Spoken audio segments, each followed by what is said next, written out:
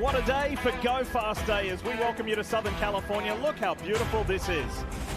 Yep, to set the grid for the Acura Grand Prix of Long Beach here in the NTT Indycar Series, and you join us just in time for cars to roll off pit road for Group 1. Remember the separated qualifying and the multi-phase qualifying format here on the famed streets of Long Beach, California.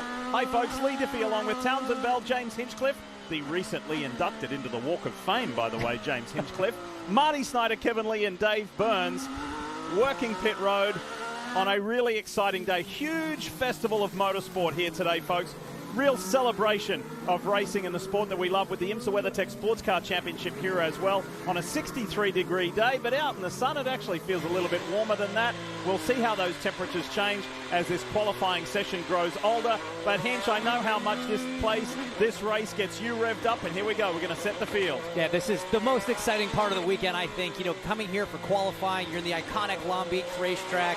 It's a race that everybody wants to win. We talk about it all the time after Indy. This is the one that's at the top of the driver's bucket list, and qualifying is so, so important. You see the rules there on the left-hand side of your screen, and it is a track position race. I think only 7 drivers have won this race from further back than 5th on the grid. So that really shows you how important it is to get it done here in qualifying. But Diff, it is all about a clean lap. Traffic is a huge issue here, and with 27 cars, I know you split the groups in 2 for first qualifying, but still, it is going to be tough to find that clean lap. Do you know how we always talk about the split groups and, oh, this group is stacked or it's harder? We talk about that because of the history of qualifying. We're on board with the NTT data. On board of Felix Rosenquist in the Onsemi Chevrolet. Hench, I can't remember a group splits being more even. 106 poles won by Group 1, 105 poles won by Group 2. So it's very level playing as we head into this qualifying session. And that's historically speaking, right? But at the same time, you look at how those groups line up, what we've seen so far in practice, I'd say it's one of the most even groups for the day as well. And the times we've seen incredibly close. Practice 2 this morning, 17 cars within 1 second. It's awesome. And this man here who we ride with, Felix Rosenquist, should be feeling racy. He's a pole winner this year, last time out at Texas Motor Speedway. But big picture-wise for his team, Arrow McLaren, they have been strong here so far in the opening 2 practice sessions. His teammate, Pato Award, has been the fast man in both practice sessions thus far. For Felix himself, the Swedish driver has been in the top 10. Alexander Rossi has been fast. So look for these familiar papaya orange cars. They're going to have special liveries for the Indy 500, by the way. We can talk about that later and during tomorrow's race. But these cars should feature in this qualifying session. Yeah, absolutely. This team has really stepped up their street course package. We saw that in St. Pete. Felix was only a few hundredths out of making it into the Fast 6. We saw Pato Award start 3rd, finish 2nd, nearly won the race. But they've definitely taken a step up. Right now, all the cars out there on the primary tires, bar the 2 rookies, Benjamin Peterson and Stingray Robb, they've gone straight to the alternate tires. That's the green sidewall tire. Everyone else going out on the primaries, get those banker laps in, warm the car up, get the brakes to the right temperature, and then dive into the pits, throw on those alternates, and go for broke. Remember Indycar and Bridgestone Firestone's initiative this year to run those Waiuli, the green-walled softer compound tires for the street races this year. Good to see that. It's part of Firestone's sustainability initiative, which is really cool. Felix has had just 1 top 10 finish here. Rosenquist hasn't been the best place. This guy here is a multiple-time winner. That is the king of qualifying, Will Power. Not the best showing last time out at Texas Motor Speedway, but he feels in his natural habitat here on road and street courses. So let's see what he can do today in the Verizon Chevrolet for Team Penske. Great to see Christian Lundgaard with some early pace. I know it's still just the banker laps, but that whole Rahal Letterman Lanigan organization has been a little bit racier than we've seen out of the first 2 weekends of the year. Big hopes on qualifying right now as we ride on board with Power through the fountain. I just love how iconic this track is, Lee. By the way, we're not ignoring Townsend Bell, our dear friend and teammate. He will be here shortly. He had a prior commitment, but T-Bell will join us momentarily. Look at this. Here is this custom number 30 Rahal Letterman Lanigan Honda of Jack Harvey, and he's been showing speed. Hinch, and right on cue, jumps up into the top 5. As his teammate then also goes on the top 5. Big crash. David Malukas, that looks like it might be the exit of turn 4 or turn 5. I think it might be turn 4. We saw issues in turn 5 this morning with the curbs, and it is Lee. That's going into 4. Yeah, he might have with the left rear damage. This is from earlier. The right rear's damaged. Everything's damaged. Let's have a look. Greatest attributes of this place is just getting from point A to point B, that you get the opportunity to mix with the fans and chat to people, and you experience the vibe and the feeling really authentically. And there's just such genuine excitement and enthusiasm for this race because of the decades of history. Just take a quick look bottom left of your screen there, quick menu for you, and a reminder that we continue this motorsport festival here later today, 5 p.m. Eastern on USA Network. That's the IMSA WeatherTech Sports Car Championship race. It's round 3 for that series. Pretty cool stuff. It's a 100-minute sprint race, 3 classes. Going to be an awesome afternoon. Calvin Fish will join us for that one. Tomorrow on Peacock, let's talk IndyCar again. We're going to have warm-up for you after the field is set here today, and then we're going to go racing on network television. NBC, 3 p.m. Eastern for the Acura Grand Prix of Long Beach. It's a race that never disappoints. But first, we have to organise this field to see who is going to start where. And a little bit of a stoppage here because of David Malukas' unfortunate crash. We're ready to reset and go again. And new rules for this year. In a red flag situation in Q1, the clock does stop the first time.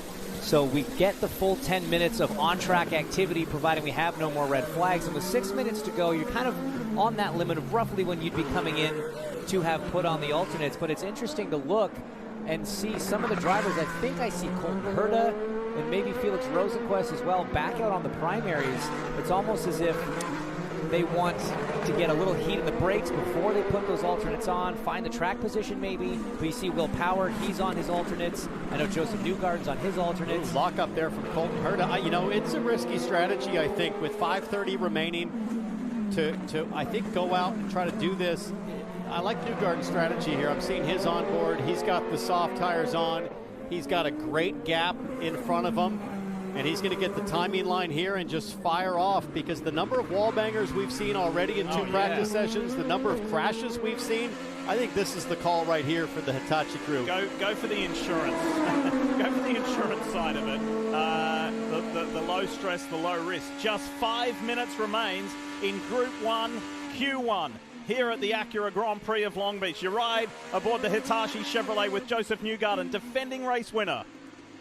And Diff, their decision to go to those alternate tires also based on the fact that only car in front of them that took off to go on the track was Felix Rosenquist and 2 Hinch's Point. They stayed on the primaries to build up a little brake temperature. Now they're going to put on the alternates, so Newgarden will have clean track here. Let's see what he can do with it. It is perfect, Marty. The next car in front of Newgarden is Christian Lundgaard. He's in the hairpin right now, so this is exactly what you want at Long Beach. On the softer tire, coming up to temperature, and nothing to stop you right now from laying down a fast lap. The only risk that you have in this situation is look at the bumps going into turn 9. They're always so savage here. But the risk you have is when you have a nice clear piece of racetrack in front of you, everybody in pit lane sitting there is thinking, that's a nice clear bit of racetrack. I'm going to jump right out in front of the 2 and make sure I get it. You know, it might be too late for everyone else as Newgarden goes to the top with a 107.3. It was a 5.9 out of Pato Award in practice 2 that there was quick time. Track record 105.3 from Colton Herta last year. So you have to see if anybody flirts with that record. Will Power with 3 3/4 minutes to go. Power is in the green. Stingray Robb, the rookie, is in the green for Dale Coyne Racing. Just look at how tight the margins are compared to the outside edge of those wheels and rims to the wall. And Jack Harvey jumps up to 3rd place. Power going through turn 5. We saw some issues there this morning. Drivers getting up on the curbs. There was a bit of a confusion with some of the curbs that were removed and then put back. Removed yesterday for practice, put back for practice this morning. A new section of racetrack there, paving between turn 6 and turn 8 for Power. I see a little bit of understeer maybe in this car, Townsend. Doesn't look quite the way he wants it to be, but we know this guy can get a lap out of an IndyCar better than anyone. Meanwhile, Herta, Kirkwood, Rossi, all pitted for the alternate tire. So everybody out on track with green conditions. Stingray Robb, one of the rookies here. Will Power, by the way, was elevated to 2nd. Stingray Robb was on his best lap. Right now you've got 2 Penske's, 2 Andretti's, and 2 Rahal Letterman Lanigan Racing cars in the top 6, guys. This is not something you would have thought maybe coming off the back of St. Pete you'd be seeing here in Long Beach. Look at the green for Jack Harvey there, challenging first place. What a massive turn of good fortune for the RLL team. Harvey goes to second there, Power third. Am I dreaming this? I think today's Jack Harvey's birthday, isn't it? It's his 30th birthday. There you go. In car 30. In car 30. God, if you're into numerology, there you go. Here you go. This is that new section I was talking about. The drivers all that I talked to said the 2 things that came out of it were accelerating out at turn 6. Townsend's so much nicer and smoother than it used to be. That always used to be chasing the back of the car as you got the power down, bit of a bucking bronco up the hill there. Now it's just flat, mash the throttle. But what compromise you have now is at the apex of turn 8. Big bump. Right where the old concrete and new pavement meet, there's a huge bump right there. You can see the car lurch down. Way bigger than last year. Have a look at all of the green on your screen. Felix Rosenqvist has gone to the top. Look further down. His teammate Alexander Rossi is in the green. So too is Colton Herta by just a few thousandths of a second. 1:20 left to play. Who's going to make that top 6 and advance to the fast 12? I'll tell you who's looking good is Kyle Kirkwood and Alexander Rossi. Rossi goes to second. I'm not seeing great pace out of Colton Herta just yet on this lap with a minute to go. There it is. Don't trust the tracker. I thought that was the bump time. Kirkwood to P4. 1 single minute left. These flying laps count. Here we go. So now it's 2 Penske's, 2 Andretti's, and 2 McLarens in the top 6 as Colton Herta winds up. Remember, he's a lap behind the Penske's in terms of tire temperature. This should be fun to watch. Let's just listen to the sounds of an Indycar in anger and a Southern California native at the wheel.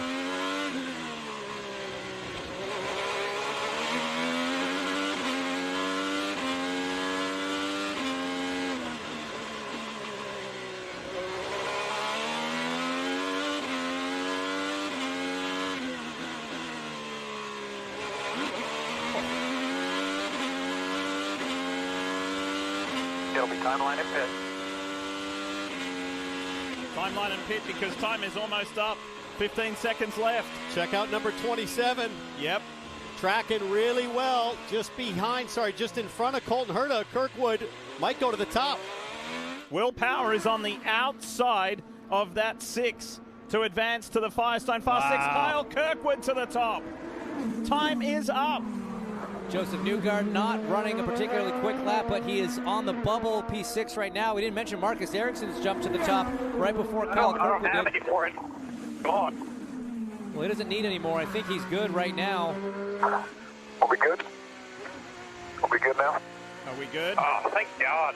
There we go. Relief for Joseph Newgarden. Relief, but it's at the expense of his teammate at Team Penske, Will Power. Highly unusual for the king of qualifying. That's just lucky. And there you hear it from Newgarden. That's just lucky. And you look at the gap. It's 0.7 of a second for both Penske's off Kyle Kirkwood and the Andretti Honda. So, yeah, I mean, it was 6 and 0.8 off the pace in practice for Joseph Newgarden and Will Power, respectively. So they've sort of lined up where they were in practice. They just weren't able to find that extra pace. We've talked a lot about the excellence of Team Penske over a long run.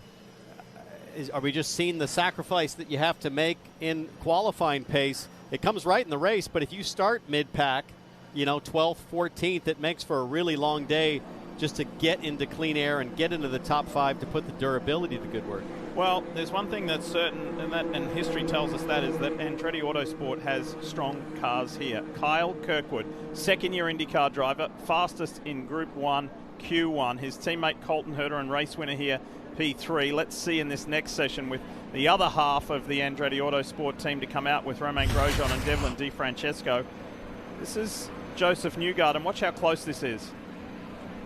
Gets out of turn 5 again. Just a little bit of tire. You can see how many tire scuffs there are on the wall there. Wow. Yeah, he was lucky to get away with that one because that was a big oversteer. I think it started with massive understeer across the middle. You can see him really fighting the front end. Didn't quite get to the curve the way he wanted to. Led to that snap as the camber really falls away on the exit there. Draws the front end out, and then as it grips up, the rear snaps. That's one of those corners where when you enter, the wheel that you feed it on initial turn-in is oftentimes a bit of a guess. Yeah. You just sort of think, I think this is right, and it either is too much, too little, or just right. In that case, just not enough response out of the front end to yaw the car.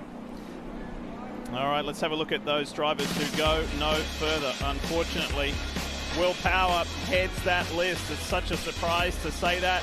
He missed it by the narrowest of margins, Marty. Just over 6,000ths of a second. It was tight, but Power is out. Yeah, I was going to say, Lee, boy, you talk about how tight qualifying is here at Long Beach. Hear that from David Malukas. To the counterpoint to that, just going back to the Jack Harvey interview with Kevin, I want to say welcome back, Jack Harvey. Although he didn't advance, I haven't heard that much energy and enthusiasm and kind of, upbeat nature in Jack. That's kind of the old Jack Harvey. So welcome back. Sounds good.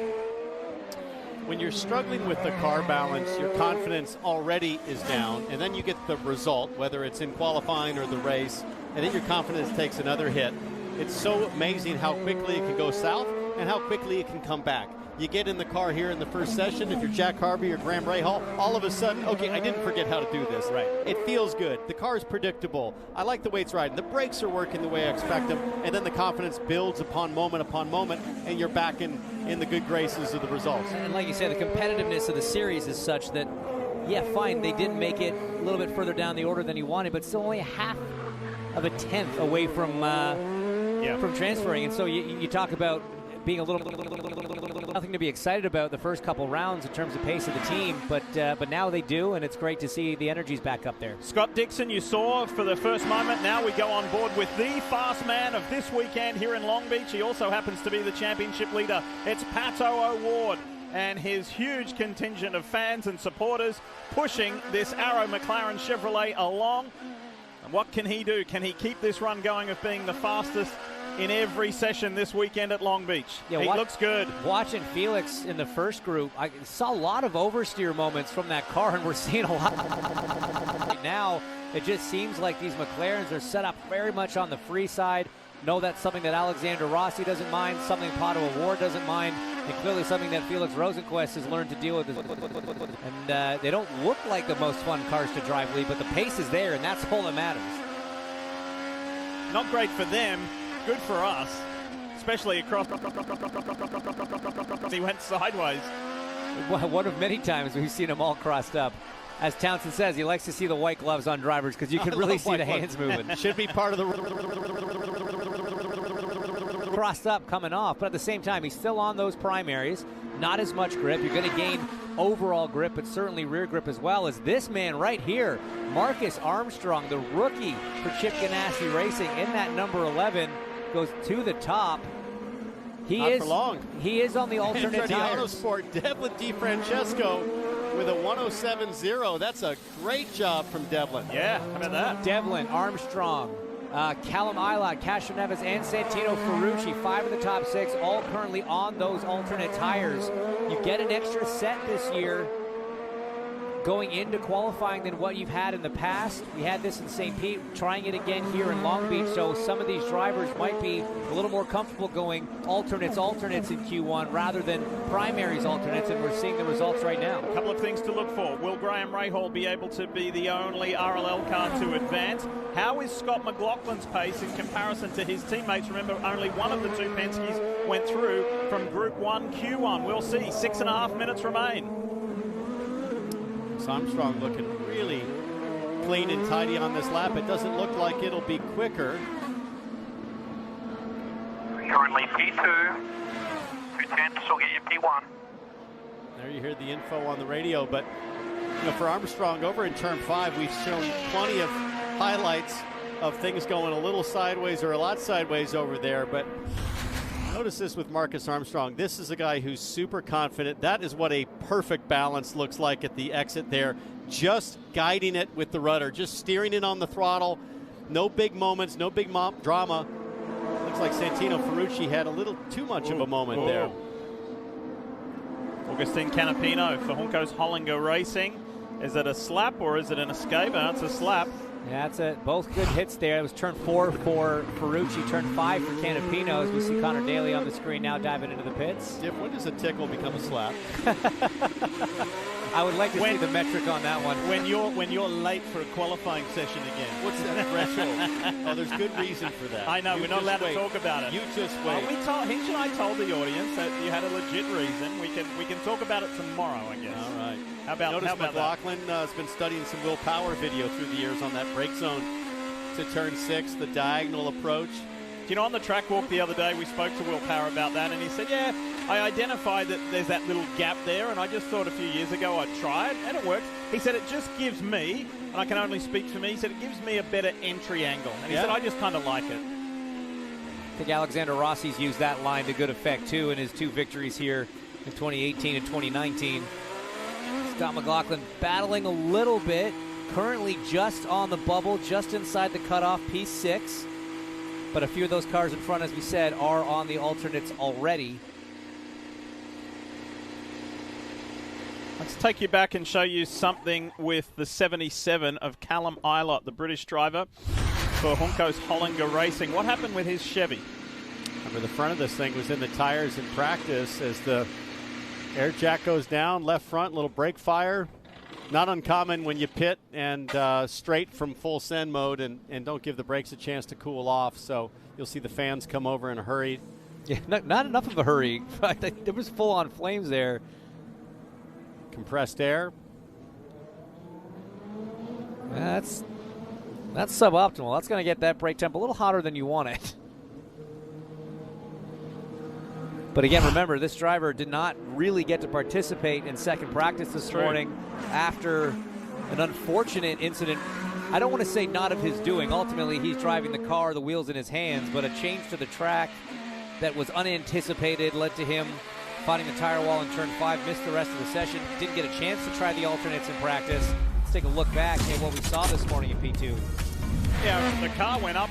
It was only on one wheel. The left rear was the only one on the ground. 3 wheels in the air. Big contact for Callum Ilott. Sent the English driver back to the Juncos Hollinger pit. They've had to work a little harder than what they were today, but this could be a great turnaround story. In fairness to Callum, there was a brand new curb that didn't exist yesterday, that existed last year, but it was placed last night and was a big surprise to all the IndyCar drivers in practice too this morning. Callum Ilott, unfortunately, the first to make that discovery as he almost loses it in turn 1 after flipping the apex. Yes. Let me ask you drivers this. They just told him on the radio, we need 7 to 8 tenths to advance. He knows he's got the new alternate tires on there, but is that a big ask, and what does that do to your psyche? Yeah, I mean, that's not a number you really put in your head, I don't think, considering he was on the alternates already, I believe.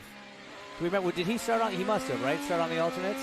Because he had an extra set. So to ask for that amount of time, if you start trying to find that amount of time as a driver, usually mistakes happen. You kind of just have to feel out the grip and let the result be what it is, in a sense. It's nice to know the cutoff time. He had to back out there to get a gap, and he was on a lap that was about to just kick him past McLaughlin there for P6. 2 minutes left, so he's going to play the averages here and decide to find clean air. And he's only a few hundredths off of transferring right at the moment. I think the anticipation is the times are going to get quicker and quicker. But still, I don't think he's going to need another 6 or 7 a huge chunk, yeah. We talked about this yesterday. That radio information can sometimes work against you if you're not super precise with what you're requesting out of the driver, because as drivers, the only thing we're really scared of in those moments is being slow. Right. And we'll do anything to find the time to transfer. So Romain Grosjean to the top in the DHL Honda. He is feeling good this weekend, you better believe it. His time's been eclipsed by Scott McLaughlin in the Soncio Chevy. So there's 1 minute, 15 seconds left on the clock here in Long Beach to try and make it through to the fast 12. You've got to be above that red line. Top 6 from this Group 2. We're still in Q1. Here's Alex Palou in the Ridgeline Lubricants Honda for Chip Ganassi Racing. Sits third at the moment, and he's in the green. So look at Award's gap, and then look at Ilott's gap to 6 Award. So Award could cross the line and then get bumped by Ilott. Award's the next car in front. Here comes Palou through. Yeah. Award goes way up there. See if Ilott can transfer. He gets 6th. Less than a minute to play. Lots of green on our screen. Who's going to do it? Who's going to miss out? This is Romain Grosjean. Locked the rears there, missed the apex in the hairpin. I mean, guys, Devlin DiFrancesco's time from earlier, as I say it, it just fell down one more spot, but it's still hanging on to a transfer position at the moment. But look at the Christmas tree of green behind him. There he goes out as Marcus Armstrong goes up into third place. These Ganassi cars seem very hooked up at the moment. Hinch, that's back-to-back alternate set of sticker tires for Armstrong. Do you agree with that move to go with back-to-back sticker sets? Yeah, I do. I think for where he was in practice, we know that the Ganassi cars are strong. You do have that extra set. We talked about it earlier in the show, so I think that's the right move. And right now, the way it's trending, it seems like it's absolutely the right move. It's going to get him through safely to Q2. Guys, have a look further down the order. Scott Dixon, he's in the green. That's to 6th, and now he goes to 2nd. Great move. Elio Castro-Neves jumped up, but not quite enough. He and his teammate from Meyer Shank are outside looking in. They're in 7th and 8th, Simon Pagenaud and Elio Castro-Neves. So no transfer there. No transfer for Devlin DiFrancesco, despite showing earlier speed. Callum Ilott couldn't do it. Graham Rahal, Augustine Canapino, and Connor Daly. They all do not go any further in this qualifying session. This man here does, Marcus Armstrong. Just his second IndyCar race. His first were on the streets of St. Petersburg, Florida, to start the season. So he'll be thrilled with that. Connor Daly, second last car across the line. Only Graham Rahal left on track, but you can see by the timer he is backed off. So Armstrong has already eclipsed his performance at St. Pete. He qualified 13th there. So makes it through to his first fast 12. Nice effort.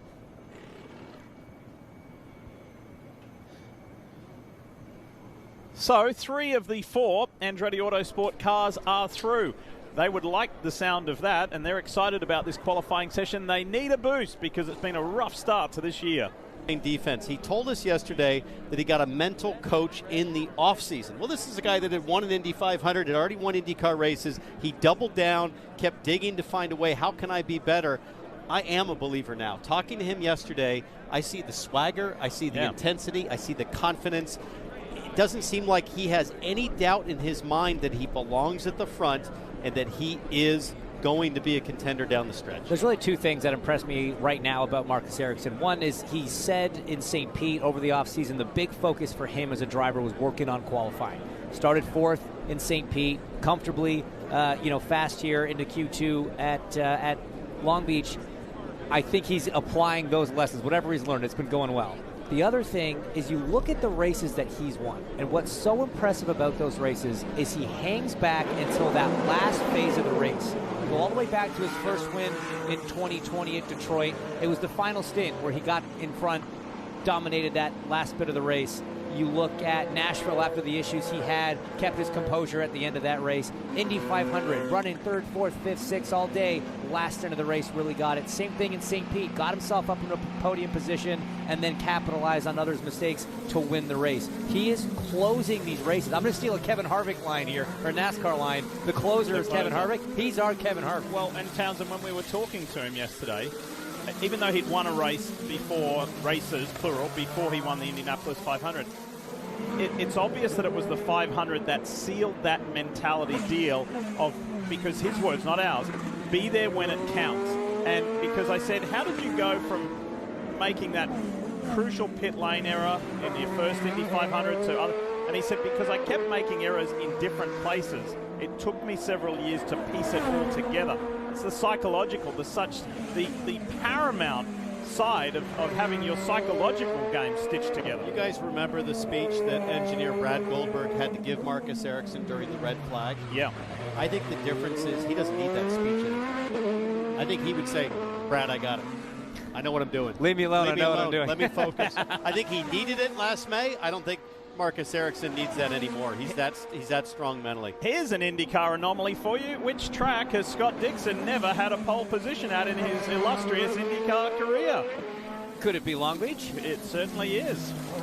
One of those oddities, isn't it, where this guy who is synonymous with success, but in fairness, it took him a long time to crack the winning secret here on these famed streets of Long Beach. And that was a point of frustration for him.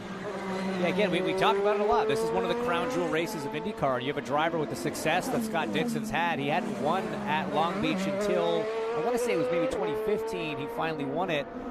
So, it, again, and it hasn't been back to victory lane since. So, Not statistically his best track, but always a threat, Marty. And Hitch, it's rare to say Scott Dixon feels like he needs to make amends for something, but he said earlier this week, listen, at St. Pete, I felt like we had a car that easily should have been in the Fast Six. I didn't push hard enough in this session in round 2. That was my fault. It was totally on me, not on the team, and I need to make up for that. So today, not only wants to get his first ever Long Beach pole, but he just wants to get into the Firestone Fast Six and say, hey, that was my bad at St. Pete. Here's how good of a car we actually have on the street courses this year. He was 9th in St. Pete at the end of qualifying, but that stretch there from I think it was 4th to 9th was only a 1/10 of a second. Yeah. So he says I wasn't pushing all the way. He only needed a couple hundredths to transfer. So for sure the pace is there in these Ganassi cars right now. Just got a message that Colton Herta is going to be penalized in this session, which is going to hurt big time. What's it for? We're going to find out. Is it being on the right-hand side? No. So he runs long at turn 1. Does he impede another driver? Maybe that's it. Yes, it is. Local yellow. You lose your fastest lap. You lose your fastest lap up to that point in the session. So, you know, right now we're obviously pretty early into this. He's probably out there on used alternates. Through here. So he'll get his time taken away. That's Right why you front's see him gonna at a hang on for the left, but I 1:33, guess we'll see. and he's in the pit lane, Kev. And I think he's just doing a drive-through because he doesn't have a time lap. That's the other option you have, is to do a drive-through there. The other problem is that Colton Herta's right front appears to be way out of round. That flat spot, even at low pit lane speed, seems to have produced a massive wobble, which has got to be a really, really frustrating vibration at high speed. It was a good Q1 hinge for this man here in the Auto Nation Andretti Autosport Honda, and he goes right to the top. That's Kyle Kirkwood, 7 minutes left. Only problem is he's got his teammate Romain Grosjean just in front, so hopefully Grosjean is just as quick. But if Kirkwood's just a tick quicker, it's not going to matter because he's going to start picking up dirty air right here off the 28. They're going to come in for a fresh set of alternates here. You see primaries actually on the 28. You see Kirkwood on the alternate, so he's going to be faster, but he will be coming in for a fresh set here. I spoke to Michael Andretti after practice, too, this morning. He said, hey, I think Kirkwood's our best shot. He was on a lap to be P1 on the alternates in practice this morning. Made a little mistake. It was on the driver. Kirkwood admitted it. He says, if he puts it all together, I think Kyle's the guy on this team that can get it done, even over a Romain Grosjean, your pole sitter in St. Pete, even over Colton Herta, a pole sitter and race winner here at Long Beach. This needs to be too, like, you know, Hinch, you mentioned yesterday about Romain Grosjean needing, you can't have 3, you can't dig yourself out of the hole of 3 bad results in a year, even though he's been driving better than ever in these opening 2 races. The results haven't been there. And similar for Kyle Kirkwood, you know, wrong place, wrong time in the opening 2 races. He needs a good weekend here in Long Beach as he dives for the pits. We jump on board the Hitachi Chevy with Joseph Newgarden. Can Newgarden make good on the gift, he said, the lucky transfer that he had? His teammate Scott McLaughlin showed a little bit more pace in Q2 than Newgarden and Will Power did in Q1. You have 10 minutes in between sessions to kind of get a handle on the car, maybe make an adjustment. And sometimes we've seen it before, a driver that barely sneaks into Q2 makes that magic change in between Q1 and Q2, and they could go fastest in this section, put themselves nicely into the Firestone Fast Six. So you just never know. The smallest change can find you that little bit of confidence you need to get a big chunk of lap time at a street circuit like Long Beach. Newgarden not there yet. Pits, 5 minutes left in Q2 to determine who will participate in the Firestone Fast Six. And an interesting strategy decision from both the 2 and the 28 who we see on screen. They've both done their banker laps on the primary tires. The harder tire, a little bit slower over a lap. The other cars have all gone out on used, I would imagine, alternates, which is why we see both Grosjean and Newgarden a little bit further down on the timing boards. It's not going to be a surprise if you see Colton Herta at the front going into this Firestone Fast Six, or Pato O'Ward, who's been the pace setter so far this weekend. Kevin Lee, what you got? As Hinch said, that's what I've seen too. Those on the alternates were unused, including Colton Herta, so it's not quite as damaging locking those up. He did say, though, I'm struggling to get the fronts to hang on, but that was a used set, so he just put a set of sticker alternates, and he's still got one more sticker set to go. I spoke to Romain Grosjean between practice and qualifying. I said, hey, are these tires lasting for 1 lap, 2 laps? What's sort of the sweet spot for these alternates? And he said it's really down to your out laps, what kind of gap you have.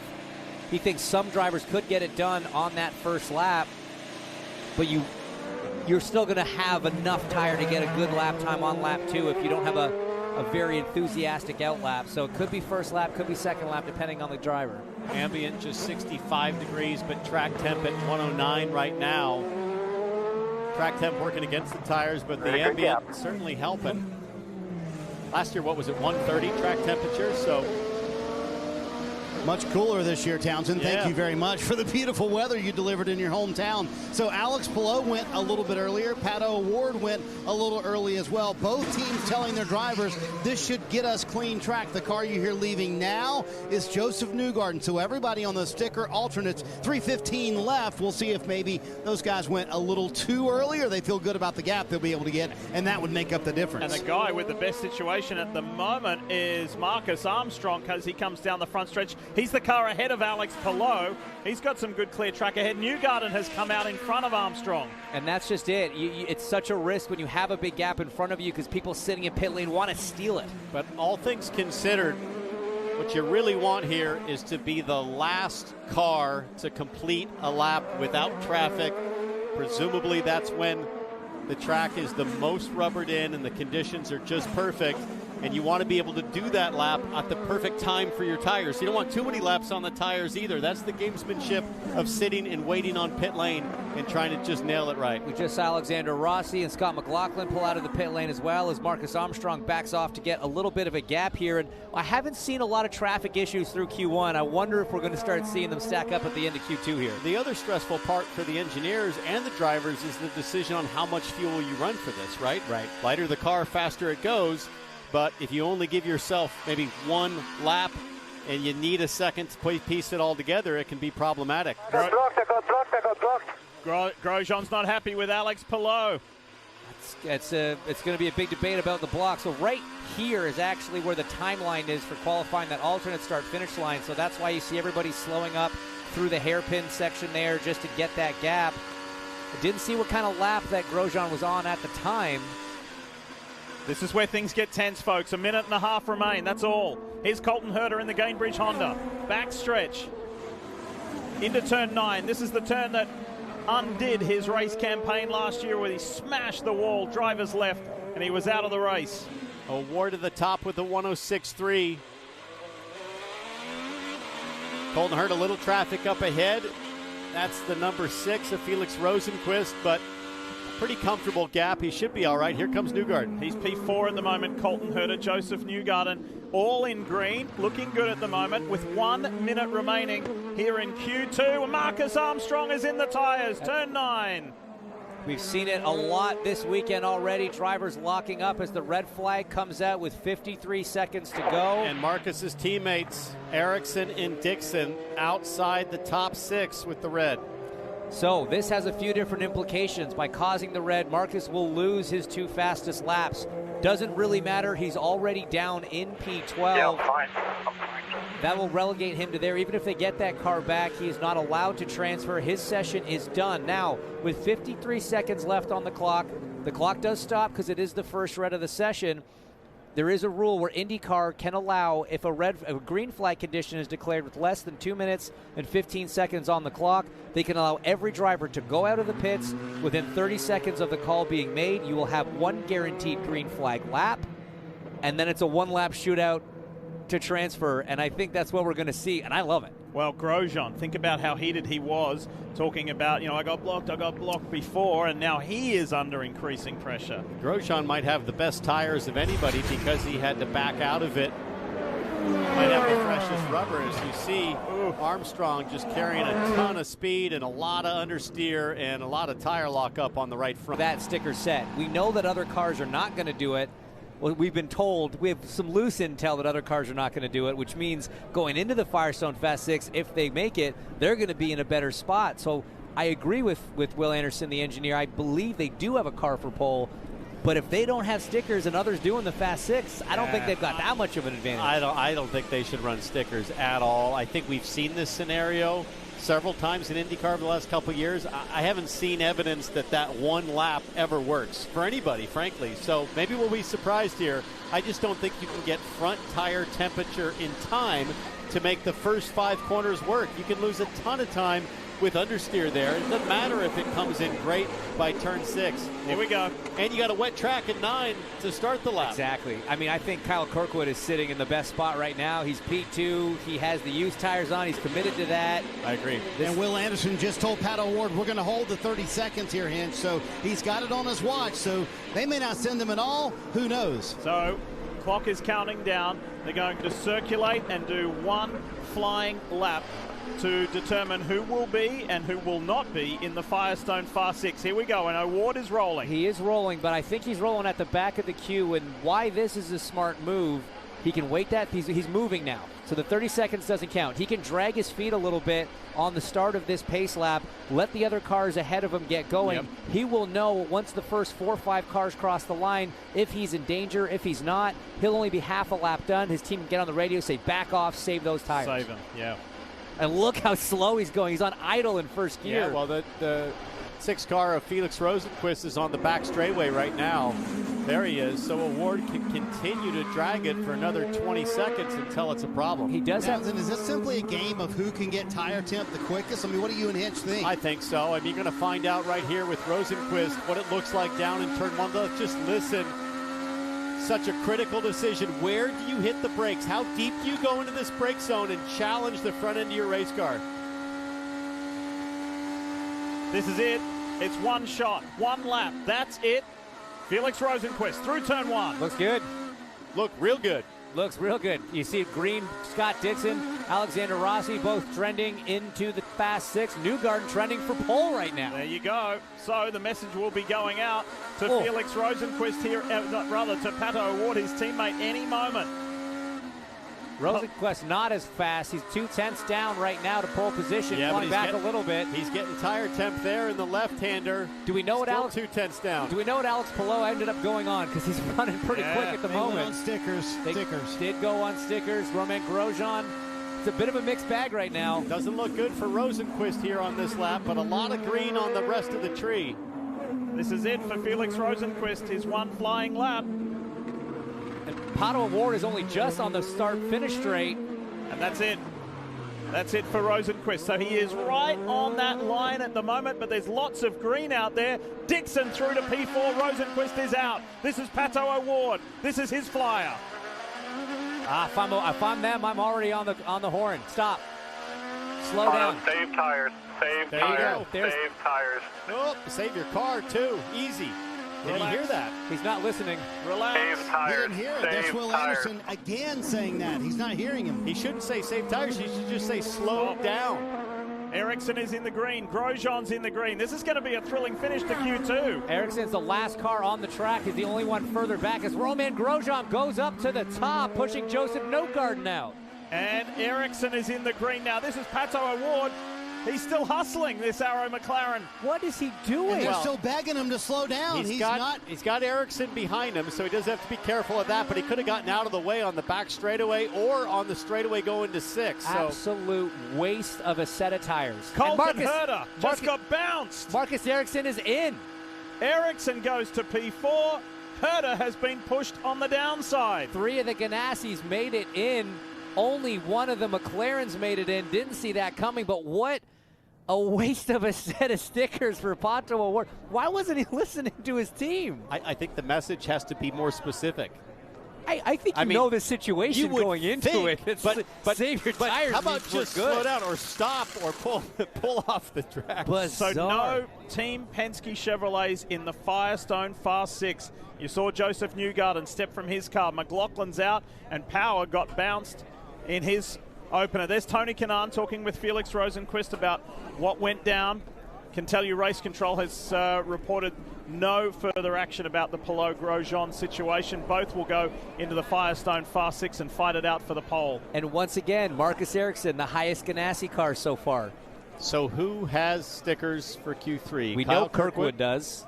We know O'Ward does not. Grosjean does not. So is this Kyle Kirk? Is the sun going to be shining on Kyle Kirkwood at the right time? I mean, that was a perfect decision We assume Ericsson went on stickers because he was outside. He did. He does not have any. Palou went on stickers, and we assume Dixon went on stickers. So, guys, I said it. Kyle Kirkwood is probably sitting in the best spot. Kyle's great opportunity to get his first IndyCar pole position. He had his first Firestone Fast 6 in St. Pete. Unfortunately, had a crash in the Fast 6, but still his best starting spot. And now he is absolutely in the catbird seat. The car's had the pace. It had it in practice. It's had it so far in qualifying. All right, so no team things up and get ready for that final run. So once again, I think Kyle Kirkwood in really good shape. We'll see if he can pull it off as the AMR safety officials are having a look at those turn 5 apex clamp-ons. Ready to go, Scott Dixon at the head of the queue. Romain Grosjean, Pato O'Ward, Kyle Kirkwood, Marcus Ericsson, and Alex Palou as they get the signal to roll. And this is the Firestone Fast 6. They're vying for the NTT P1 award. Let's see who can do it. So 5th is the best ever starting spot that Kyle Kirkwood has had in his young IndyCar career. And that was set at the season opener at St. Pete. He eclipsed everything that he did last year with H.A. Foyt Racing in his rookie season. So this has all the potential to be the young Floridian's best qualifying position. This guy on screen, Scott Dixon in the PNC Bank Honda, he's tired of starting on the front row and not from pole here. He started in second 4 times in his career on the streets of Long Beach. Is this the day that we see Scott Dixon start from the pole position? We will see. How about his Indy 500 winning teammate Marcus Ericsson or Alex Palou, who was crowned a champion here? And then you got Pato O'Ward, who's been setting the pace all weekend, and Romain Grosjean fresh from being the fastest in the Fast 12. So lots of good storylines there. We're about to find out over the next 4 3/4 minutes who's got the speed. I want to throw out a counterpoint to you both. I think Scott Dixon is the least, desires pole the least of this field. This guy's about race wins and championships. I would argue that there's 26 other drivers that want pole more than Scott Dixon, and he knows where to prioritize. Chew on that. What do you think? I see what you're saying, and I don't disagree that he knows to prioritize the race, but Scott's a racer, man. He loves qualifying. He's a racer, but just think about where you have to dance around this place in terms of how close to the edge and how much risk you have to take to be on pole position. But he also knows it's tough to win from anywhere outside the front row. Over half the races, or exactly half the races on an IndyCar run here at Long Beach have been won from the front row. I like the way his car just rode over that bump at turn 8. That thing looked like a 450 dirt bike with a nice soaking up, rear damper setting, lot of heave. By the way, Monster Energy Supercross on this afternoon from Atlanta. Fun afternoon, lots of motorsport going on all around the country. By the way, just for interest's sake, Dixon started 3rd the year, the only time he won here, the Acura Grand Prix of Long Beach. Speaking of Supercross, I've been seeing a lot of billboards around town here in LA, Diff, for the, I'm going to get it wrong, World SX, what do we call the World Championships? Super Motocross World Championship. There you go. Coming back here to SoFi Stadium, or the LA Coliseum, excuse me. Yep. For the final. That's in September, I think, just after we wrap up the IndyCar Championship. So that's going to be a blast. Looking forward to it. Grosjean comes in, tyre change, ready to go again. There's 4:15 left to play. Half turn front wing added to that 28 as well. Half turn. Thanks, Dave. Scott Dixon.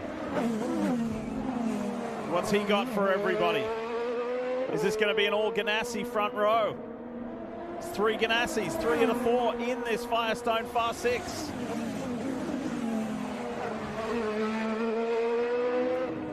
Meanwhile, Kyle Kirkwood still sits calmly on pit lane with those sticker Firestones, watching the clock, watching the gap. His team will be trying to send him at just the right moment. Here's Pato O'Ward.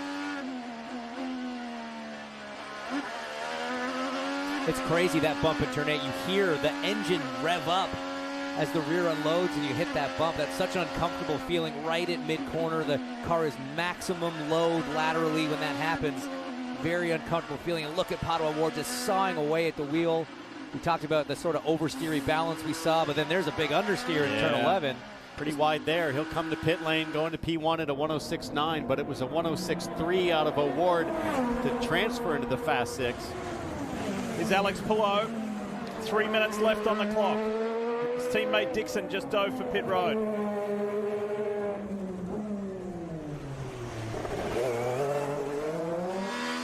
All right, he's been in for a little wing adjustment.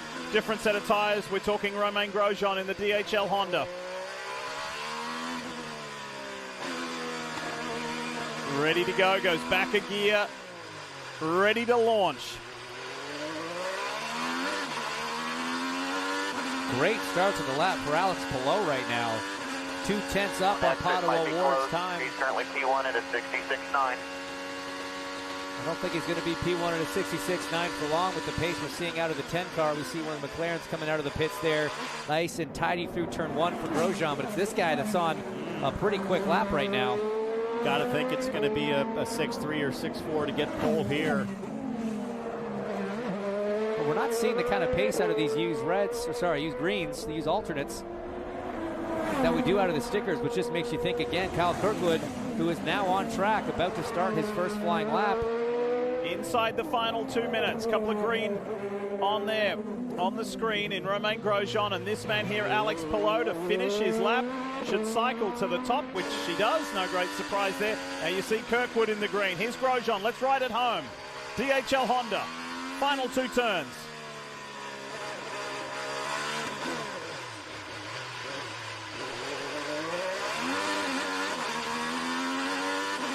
Gets it. 6.5. One more. But here's the guy everybody's watching right now. The best tires in the field. Call went out to Romain Grosjean. One more. You're currently P1. 1 minute, 15 seconds to go. So this is Kirkwood's first flyer. Then he'll only have one other lap. So they've set it for 2 laps. It's only 1,300s off. It might only take 1 lap. Meanwhile, Padua Award tracking well. Bit of a risk to wait right to the end. If a red flag comes out now, that would be game over. So this is going to be the lap that really counts for Kyle Kirkwood. Starting it a bit sloppy, a bit wide there in the hairpin. But this is what he's got to do, up to P3. That's good. That'll be a career best thus far. Here's Pato Award in the Arrow McLaren Chevy, and he's in the green. Kirkwood now goes in the green by 0.005 of a second. 30 seconds remain on the clock. What a confident drive right now for Pato Award. Every inch of the road. Oh, big lockup. That's going to cost him a bit of time. He sort of salvaged it, but... Oh, he lost 2/10. He can go again. He's got time on the clock. He's crossing the line right here. No fuel. And that's it. He's out. He's done. And so it's not going to be a pole position for Pato Award. It can still be for the Auto Nation Honda pilot Kyle Kirkwood in the green by almost 0.2 of a second. This guy's dominated at every single level of his career. He's been a winner in all the phases leading to IndyCar. It's been a rocky start. He's shown flashes of speed everywhere, but hasn't quite produced the ultimate result. It might happen right here. Oh, it looks good. It looks really good. Kyle Kirkwood for Andretti Autosport is going to cycle to the top as he dives for pit road. Sure does. Andretti Autosport is P1, and there is no other green on the screen. Yeah, Marcus Ericsson is pushing, and he's close. Not far off is Ericsson. He's got 2 corners to go, and he's got to find 1/10 of a second, but it's trending the opposite way. How good is that? As Ericsson comes across the line in 6th position at the moment. He goes to 2nd to get a front row starting position. Romain Grosjean's there to congratulate his teammate Kyle Kirkwood. The 24-year-old Floridian gets his first NTT IndyCar pole position. That's awesome. And I'll tell you what, Marcus Ericsson kept it interesting to the last corner. Honorable mention to Marcus Ericsson on the used tires to come within a few hundredths of Kyle Kirkwood on the stickers, but it's all about the number 27. This Andretti Autosport squad is definitely firing on all cylinders right now. The harmony in the team is great. I spoke to Eric Bretsman before qualifying. He said the drivers are working so well together. They're really helping each other out. It was a conscious decision over the offseason to bring that group together, make sure they work closer together in the engineering office, and those results are starting to pay off. Huge result here. Saw Michael Andretti there. Michael, who bookended his phenomenal IndyCar career here at Long Beach with his first and his last victory here on these famed streets. super pumped to see his young charge on the pole position. Wins the NTT P1 award. That's 3 different pole winners, by the way, in 3 qualifying sessions thus far this year. And this young man, who has had so much hype around him, entering IndyCar last year, was the favored rookie of the year. It didn't materialize for him at AJ Foyt Racing. Comes back to where he was so victorious in the Indy Next Championship for Andretti Autosport and is a pole position winner. What a feeling. And Marty, he's told us how much he loves street circuits, how confident he feels dancing right on the edge with the concrete walls. And the Andretti team came here prepared. They rolled off fast, and it just seems like a perfect combination. We know Andretti's so quick on the street courses. Now we know Kyle Kirkwood can get it done as well. What an impressive performance. The only one with the set of sticker tires there. And he delivered. That was no guarantee.